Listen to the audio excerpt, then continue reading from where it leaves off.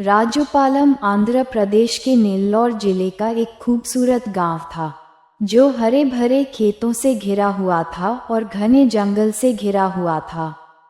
दिन के समय गांव बच्चों की हंसी, खेतों में किसानों की गुनगुनाहट और हवा में घर के बने खाने की खुशबू के साथ रमणीय लगता था। हालांकि सूर्यास्त होते होते गांव में तनाव साफ दिखने लगा। दरवाजे बंद कर दिए गए, खिड़कियां कसकर बंद कर दी गईं और सड़कों पर अजीब तरह से सन्नाटा छा गया।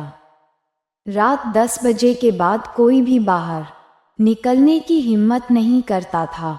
ये डर एक पुरानी कहानी से उपजा था, लक्ष्मी की कहानी। एक युवती जिसका दशकों पहले दुखद अंत हुआ था। उसे उस आदमी ने धोखा दिया जिससे वह प्यार करती थी और गांव वालों ने उसके चरित्र के बारे में झूठी अफवाहों पर विश्वास करके उसका तिरस्कार किया।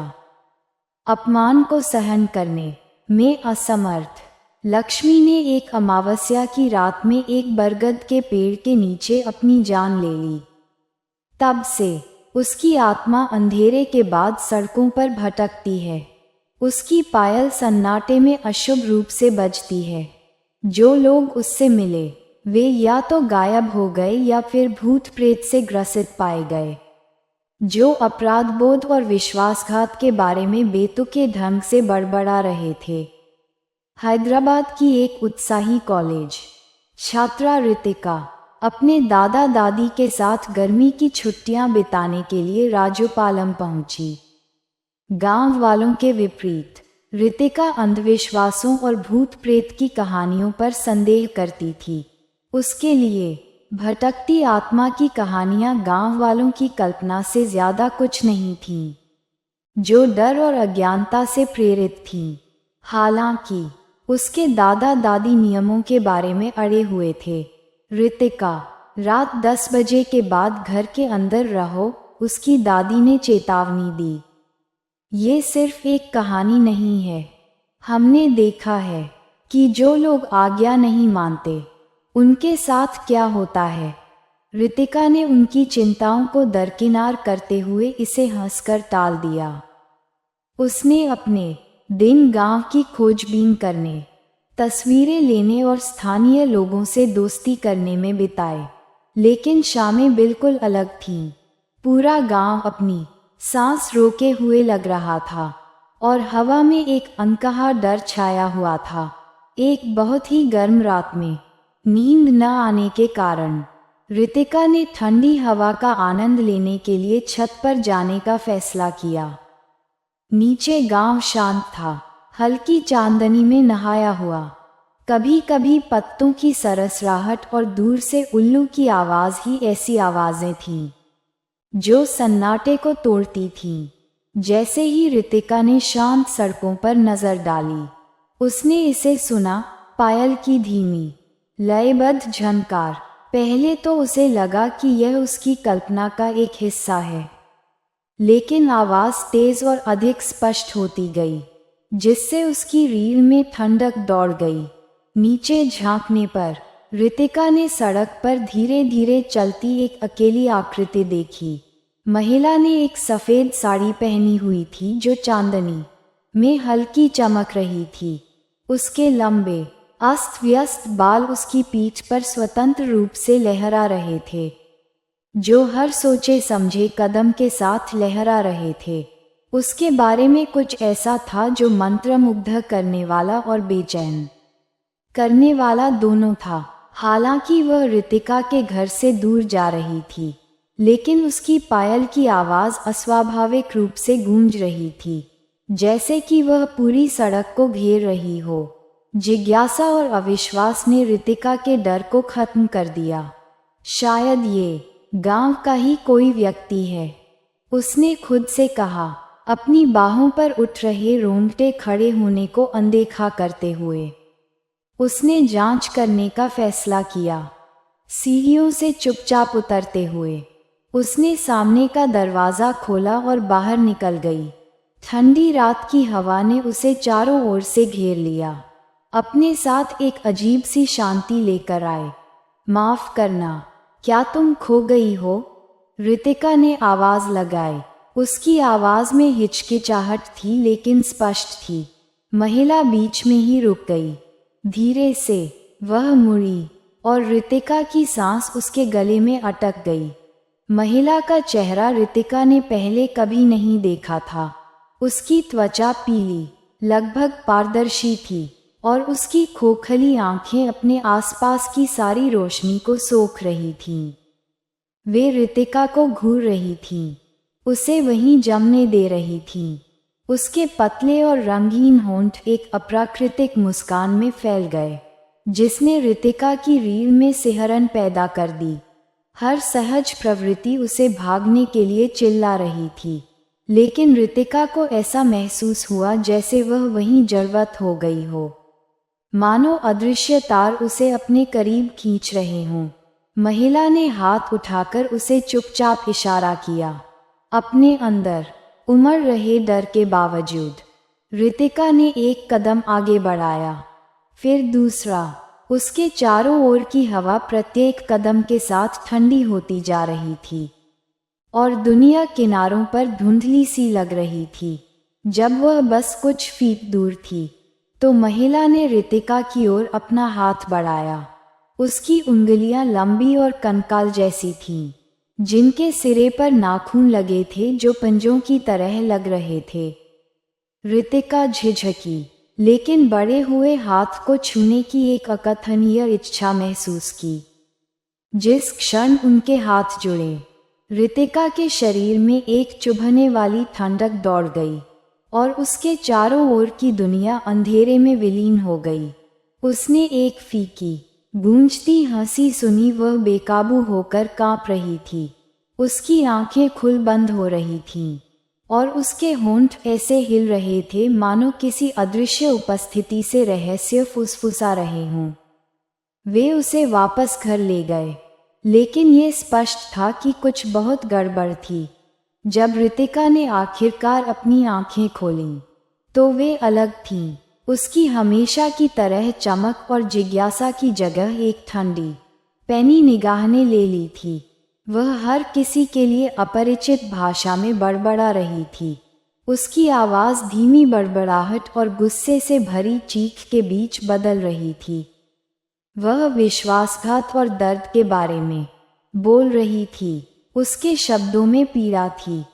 पहले तो उसके दादा दादी को लगा कि वह बेसुध है, लेकिन जैसे जैसे दिन बीतता गया, उसका व्यवहार और भी अनिश्चित होता गया। ऋतिका ने ऐसे तरीके से चलना शुरू कर दिया जो अस्वाभाविक था। उसका शरीर दर्दनाक स्थिति में ऐंठ रहा था। वह कभी कभी हंसती थी, एक खोखली, आनंदहीन आवाज जो सुनने वालों की रीढ़ में सिहरन पैदा कर देती थी। एक बार उसने फुसफुसाते हुए कहा, उन्होंने मेरे साथ जो किया है, उसकी कीमत उन्हें चुकानी पड़ेगी। उसकी आवाज में जहर भरा हुआ था। दूसरे समय में वह दुख में चिल्लाती थी, उन्होंने झूठ क्यों बोला? उन्होंने मुझे क्यों बर्बाद कर दिया? उसके दादा दादी, जो बहुत धार्मिक थे और गांव के इतिहास से वाकिफ थे, उन्हें सच्चाई का एहसास हुआ। लक्ष्मी की आत्मा ने उनकी प्यारी पोती को अपने वश में कर लिया था। ऋतिका की हालत की खबर राजोपालम में तेजी से फैल गई। गांव वाले हालांकि डरे हुए थे, मदद और सलाह देने आए। कुछ ने अनुष्ठान सुझाए, दूसरों ने ताबीज की बात की और कुछ ने बस उसकी आत्मा के लिए प्रार्थना की। ऋतिका की हालत हर घंटे खराब होती गई। रात में वह अपने बिस्तर से उठती और खिड़की से बाहर देखती। उसके होंठ चुपचाप हिलते थे, जैसे कि अंधेरे में किसी से बात कर रही हो। उसके दादा दादी को उसे सड़कों पर भटकने से रोकने के लिए धीरे से उसकी कलाई बांधनी पड़ी। एक विशेष रूप से कष्टदायक क्षण तब आया जब ऋतिका अप्राकृतिक शक्ति के साथ अपने बंधनों से मुक्त हो गई और अपनी उंगलियों से दीवारों पर प्रतीक बनाने लगी। उसके नाखून प्लास्टर में घिस रहे थे। बाद में गांव के पुजारी ने उन प्रतीकों की पहचान बदला लेने की चाहत रखने वाली बेचैन आत्माओं से जुड़े प्राचीन चिन्हों के रूप में की। रितिका की आवाज उसकी अपनी और किसी और की आवाज का मिश्रण बन गई, एक शोकाकुल आरोप लगाने वाला स्वर जो विश्वासघात की बात करता था। उसके दादा दादी और गांव वालों ने लक्ष्मी की आत्मा द्वारा बताए गए अंशों को एक साथ जोड़ा। लक्ष्मी को इस दुनिया में लाने वाला सिर्फ गुस्सा ही नहीं था, बल्कि अन्याय का गहरा न भरा घाव भी था। रितिका को बचाने के लिए उसके दादा दादी ने गांव के पुजारी से मदद मांगी, एक ऐसा व्यक्ति जिसने बेचैन आत्माओं को भगाने के लिए कई अनुष्ठान किए थे। जब वह पहुंचा तो उसने रितिका को एक नज़र देखा और उनके डर की पुष्टि की। यह कोई साधारण भूत प्रेत नहीं है, उसने गंभीरता से कहा। आत्मा न्याय चाहती है। जब तक उसका दर्द स्वीकार नहीं किया जाता और उसका गुस्सा शांत नहीं हो जाता, वह नहीं जाएगी। पुजारी ने पुराने बरगद के पेड़ पर भूत भगाने की रस्म की तैयारी करने का फैसला किया। जहां लक्ष्मी की मृत्यु हुई थी, उसने परिवार को पवित्र जड़ी बूटियां, पवित्र जल और लक्ष्मी के जीवन और कहानी से जुड़ी महत्वपूर्ण वस्तुएं इकट्ठा करने का निर्देश दिया। जैसे जैसे तैयारियां शुरू हुईं, रितिका के भीतर की आत्मा और अधिक आक्रामक होती गई, जो आत्म समाधान के खिलाफ लड़ रही थी। कई बार रितिका की खुद की आवाज़ भी उसके दादा दादी से मदद करने की विनती करती हुई सुनाई दी। मुझे बचा लो, उसने स्पष्टता के एक पल में फुसफुसाते हुए कहा। उसके चेहरे पर आंसू बह रहे थे, लेकिन आत्मा ने जल्दी ही नियंत्रण पा लिया। उसका शरीर तड़प रहा था और छटपटा रहा था, मानो आत्म अनुष्ठान की अवहेलना कर रहा हो। ग्रामीणों ने एक साथ मिलकर उस अभिशाप को समाप्त करने का निश्चय किया, जिसने दशकों से उनके जीवन को परेशान किया हुआ था। भूत भगाने की पूर्व संध्या पर पूरे गांव ने प्रार्थना की। उनकी आवाज़ें एक साथ उठीं ताकि रितिका और खुद को लक्ष्मी के प्रकोप से बचाया जा सके।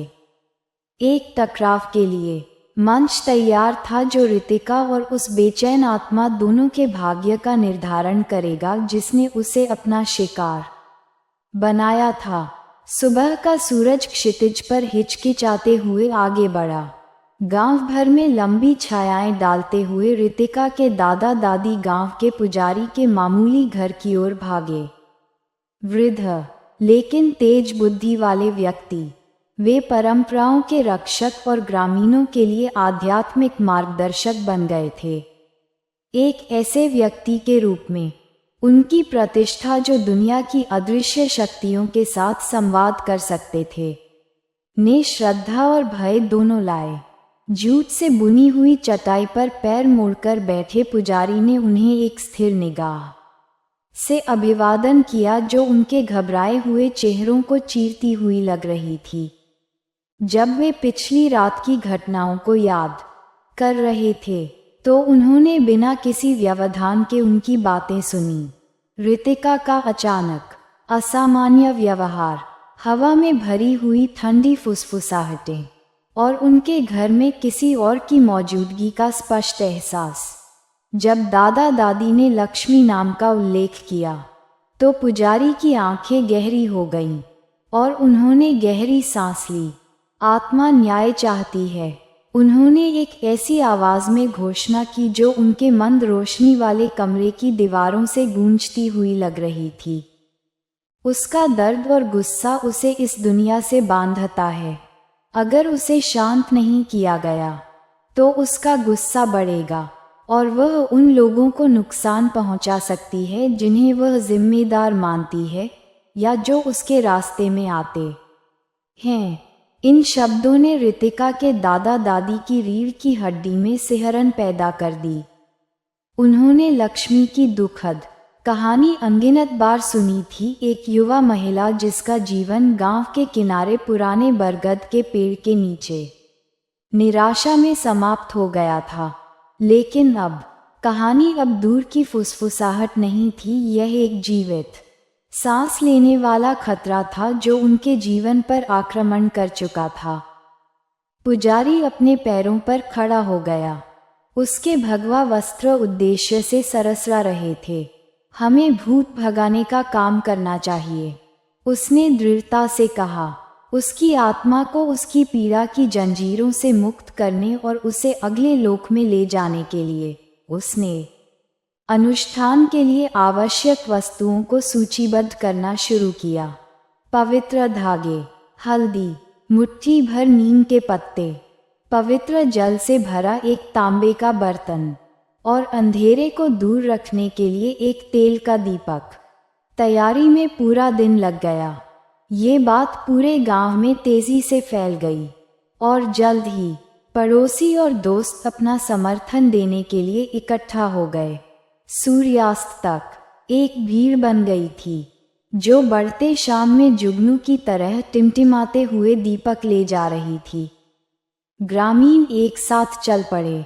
उनके कदम बरगद के पेड़ की ओर एक गंभीर जुलूस की तरह थे जो बैंगनी आकाश के खिलाफ अशुभ रूप से मंडरा रहा था।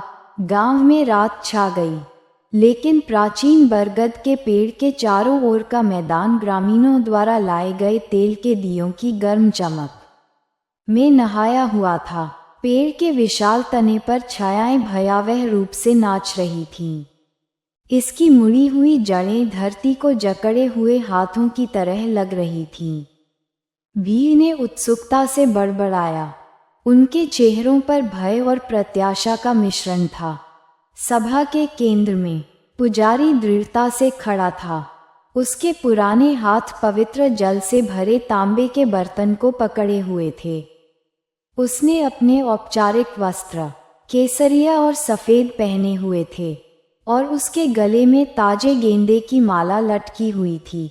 उसके बगल में पवित्र वस्तुओं की एक श्रृंखला बड़े करीने से व्यवस्थित थी। जलती हुई अगरबत्ती, नीम के पत्ते, हल्दी का लेप और एक छोटा सा अग्निकुंड जो जलते हुए अंगारों से सुलग रहा था। रितिका को आगे लाया गया। उसे खुद को या दूसरों को नुकसान पहुंचाने से रोकने के लिए कपड़े की पट्टियों से ढीला बांधा गया। उसके दादा दादी उसके पीछे पीछे आए। उनके चेहरे पीले और आंसुओं से लदे हुए थे क्योंकि वे चुपचाप उसकी सुरक्षा के लिए विनती कर रहे थे। रितिका की शक्ल सूरत परेशान करने वाली थी। उसकी कभी जीवंत आंखें अब काली और कांच जैसी हो गई थीं और उसकी हरकतें झटकेदार और अप्राकृतिक थीं। उसने एक धीमी गड़गड़ाहट की आवाज़ निकाली जिसने भीड़ को सिहरन पैदा कर दी। उसके बाद एक चीख निकली जो उसके भीतर कहीं से गूंजती हुई लग रही थी। पुजारी ने बरगद के पेड़ के पास पवित्र राख से चिन्हित एक स्थान की ओर इशारा करते हुए आदेश दिया, उसे यहाँ रखो। उनकी आवाज़ शांत लेकिन अधिकारपूर्ण थी, जो भीड़ की बड़बड़ाहट को काट रही थी। रितिका को पकड़े हुए लोग झिझक रहे थे, स्पष्ट रूप से घबराए हुए थे, लेकिन उन्होंने आज्ञा का पालन किया।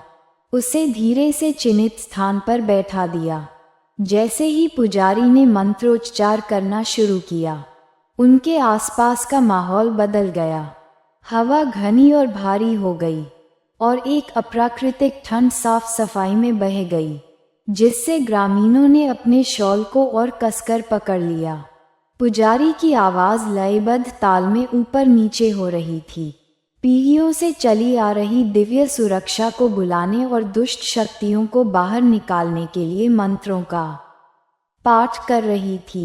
रितिका अचानक हिंसक रूप से छटपटाने लगी। उसकी चीखें एक अलौकिक विलाप में बदल गईं।